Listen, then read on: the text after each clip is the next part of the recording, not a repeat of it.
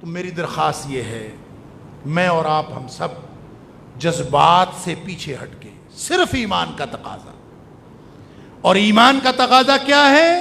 یا ایھا الذین آمنو، ایمان کا دعویٰ ہے تمہارا، اے ایمان کا دعویٰ کرنے والو، استجیبوا للہ وللرسول اذا دعاکم لما یحییکم، جب اللہ کا حکم آ گیا، اللہ کے رسول صلی اللہ علیہ وسلم کا حکم آ گیا تو وہ مانو، اسی میں تمہاری زندگی ہے، اسی میں تمہارے معاشرے کی بقا ہے، اسی میں تمہاری انفرادی بقا ہے، اسی میں تمہارے ملک کی بقا ہے، اسی میں تمہاری ملت کی بقا ہے۔ اگر اس پر آ جاؤ گے تو بچ جاؤ گے۔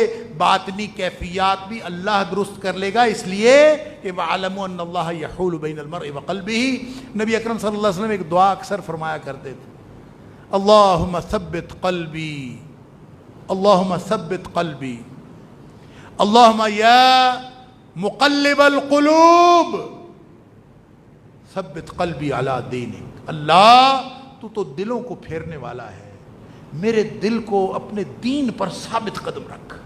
اللہ، نبی اکرم صلی اللہ علیہ وسلم دعا کرتے۔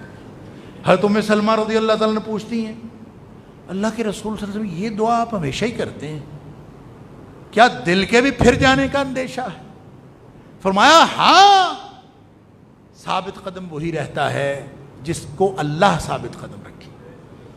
لہذا دلوں کی کیفیات بھی، یہ جذبات بھی، یہ اشتعال بھی ہمارے ہاتھ میں نہیں ہے، اس کو بھی کنٹرول کرنا ہے تو اللہ اور اس کے رسول صلی اللہ علیہ وسلم کی بات ماننی پڑے۔